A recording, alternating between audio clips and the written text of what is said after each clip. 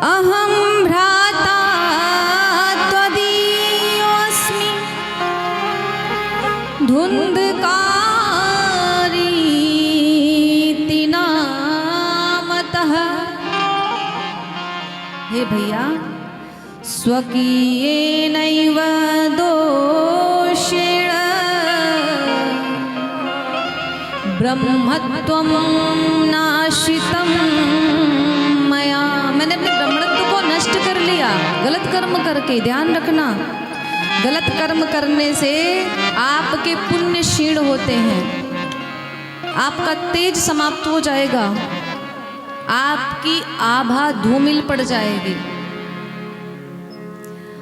और एक गलती किया ना तो फिर सारे गलत कार्य आप पे हावी होंगे और फिर धीरे धीरे वही आपकी दिनचर्या बन जाएगी। हे नाथ, मुझे मुक्त करो। आज गोकर्ण जी बोले मैंने तो कर दिया पिंडदान, मुक्त ना भय। बोले मुक्त होऊंगा भी नहीं, कुछ और उपाय ढूंढो। अब गोकर्ण जी लगे उपाय ढूंढने। जब कोई उपाय नहीं मिला तो भगवान सूर्य देव की आराधना करते हैं। सूर्य देव भगवान दर्शन देते हैं और पूछते हैं कि बताइए मैं अपने भाई के मुक्त होने के लिए क्या करूं, उसको मुक्ति नहीं मिल रही नाथ। तो भगवान सूर्यदेव कहते हैं कि हे गोकर्ण, कहीं भटकने की आवश्यकता नहीं है। आप अपने भाई के निमित्त श्रीमद् भागवत कथा का आयोजन करिए, मुक्त हो जाएगा। श्रीमद् भागवतान मुक्ति सप्ताहवाचनम कुरु।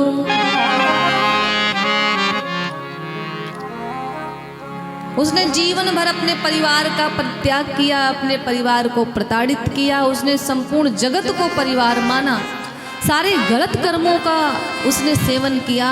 इसलिए उसकी मुक्ति ऐसे संभव नहीं है। उसके लिए आपको श्रीमद् भागवत कथा श्रवण करानी पड़ेगी उसे। याद रखना, यदि धुंधकारी जैसा पुत्र नहीं चाहते हो तो कभी धुंधली का चरित्र अपने भीतर मत आने देना। ये मेरी माताओं से विनती है, क्योंकि आप बहुत भावुक होती हैं और कहीं अकेला बेटा अगर हो ना तब आप उसके प्रति ज़्यादा ही भावुक होती हैं। मैं कई बार कहती हूँ बच्चों से अंधा प्रेम मत करो। आप तो प्रेम करते हो ना अंधा, आप अपने ममत्व के वेग में बह जाती हैं, लेकिन उस बालक की, उस संतान का पूरा जीवन नष्ट कर देती हैं। फिर वो आगे चल के कुछ नहीं कर पाता। आपका ममत्व ही उसके लिए घातक बन जाता है। तो ये है संबंधों की वास्तविकता। गोकर्ण जी महाराज, आत्मदेव महाराज की कथा से यही निष्कर्ष निकलता है कि जगत का कोई भी संबंध आपका अपना संबंध नहीं है। एक पिता पुत्र के लिए रोया और उसी पुत्र ने पिता का जीना हराम कर दिया। ये वास्तविकता है। एक माता जो 9 माह तक अपने गर्भ में एक जीव को अपने रक्त से सींचती है, वही जीव जब जगत में आता है और अगर संस्कारहीन हो गया तो उसी माता को प्रताड़ित करता है। इसलिए हमेशा जगत की रिश्तेदारियों से भरोसा उठाइए, भगवान से प्रेम करिए। और इसका ये अर्थ नहीं है कि सारे संबंधी खत्म कर दो। मेरे कहने का अर्थ है प्रेम करो, मोह में मत फंसो। किसी से मोह करोगे तो उसके अंदर धुंधकारी का स्वरूप आएगा, क्योंकि मोह हमेशा व्यक्ति को बांध के रखता है, प्रेम हमेशा मुक्त करता है। भगवान कहते हैं कि देखो मेरा एक नियम है, जो रिश्ता मुझसे बनाओगे मैं उसको निभाने जरूर आऊंगा। और भगवान कहते हैं कि मैं कभी धोखा नहीं देता, मैं कभी विश्वास नहीं तोड़ता। ये भगवान का अपने भक्तों से कहते हैं कि देखो हम जो भी करते हैं ना डंके की चोट पे करते हैं। ये भगवान का स्वभाव है कि वो कभी भरोसा नहीं तोड़ते हैं। लेकिन ये हमारा स्वभाव है कि हम बार बार भगवान का विश्वास तोड़ते हैं।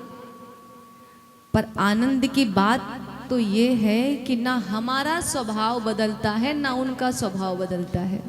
हमारा विश्वास है, हमारी आदत है बार बार विश्वास तोड़ने की, और भगवान की आदत है बार बार हमें क्षमा करने की। यही खासियत है भगवान में। वरना इंसान का तो एक बार भरोसा टूटे ना, जो एक इंसान से तो पलट के देखे भी ना उसको, अरे छोड़ो क्या भरोसा करना इस पर। हम करते जाते हैं गलती और आप क्षमा बार बार करते हैं, ये आपकी खासियत है हे नाथ, कृपा बनाए रखना। गोकर्ण जी महाराज ने श्रीमद् भागवत कथा का अनुष्ठान किया, अपने भाई को निमंत्रित किया कि आइए विराजिए, आपके निमित्त मैं कथा कह रहा हूँ, श्रवण करिए और मुक्त हो जाइए। धुंधकारी ने एक ही बार कथा सुनी 7 दिन की और मुक्त हो गया। विचारणीय बात है।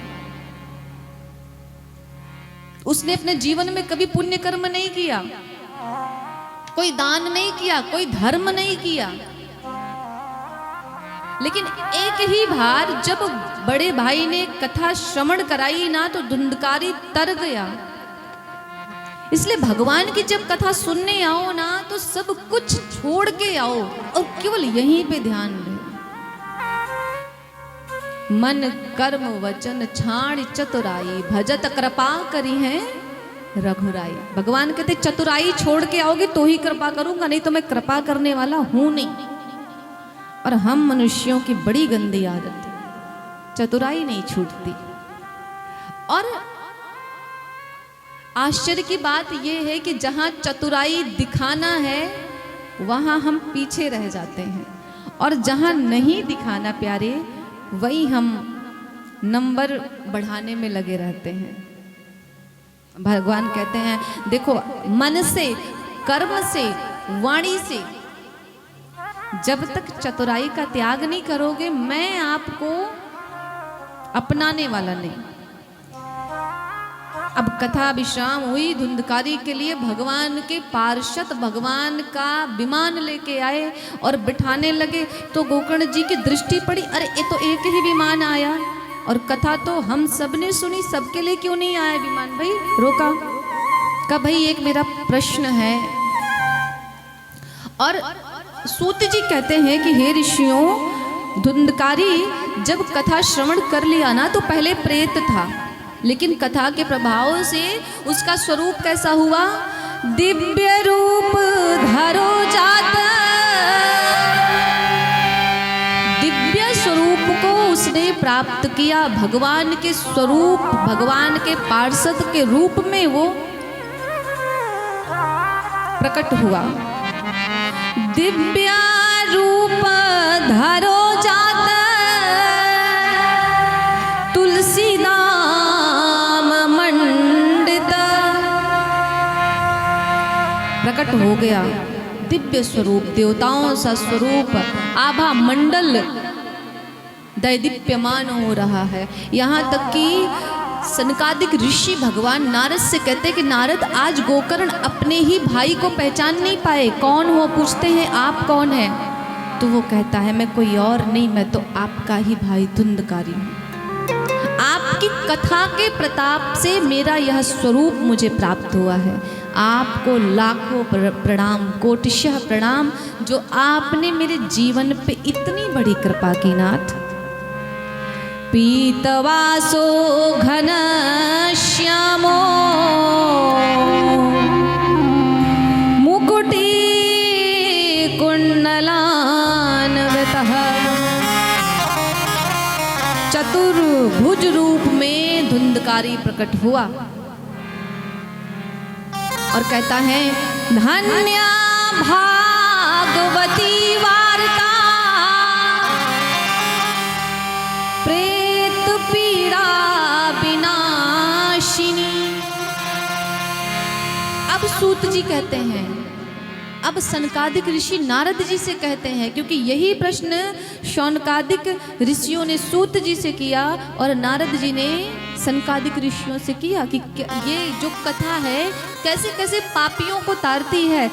तो अब नारद बाबा से सनकादिक ऋषि कहते हैं ये कथा कोई साधारण नहीं है। तो क्या है? धन्य भागवती वार्ता प्रेत पीड़ा विनाशिनी। ऐसी कथा है कि ये जीवित तो हमें मुक्त करती ही करती है। यदि कोई व्यक्ति इस संसार में ना हो, उसकी मृत्यु हो चुकी हो, यदि उसके निमित्त भी हमें श्रीमद् भागवत कथा का अनुष्ठान करते हैं तो ये भागवत कथा उसे भी मुक्त कर देती है। प्रेत पीड़ा विनाशिनी। धुंधकारी कहता है कि मैं प्रेत योनि में था, बड़ी पीड़ा थी मुझे, आपने कथा सुना के मुझे मुक्त कर दिया नाथ। मैं आपके श्री चरणों में बारंबार प्रणाम करती हूँ। ये सब मुक्त क्यों नहीं हुए, केवल धुंधकारी क्यों हुआ? तो पार्षदों ने कहा कथा तो केवल धुंधकारी ने ही सुनी, इन सब ने सुना नहीं। बोले सुन तो सब रहे थे। बोले धारण किसने किया? सुनना बहुत बड़ी बात थोड़ी है, धारण कितना करते हो आप अपने जीवन में, लागू कितना करते हो? इन लोगों ने सुना तो, लेकिन एक कान से सुना, दूसरे से निकालते गए, अनुसरण नहीं किया, धारण नहीं किया, इसलिए इनकी मुक्ति संभव नहीं है। सबका मुंह लटक रहा है।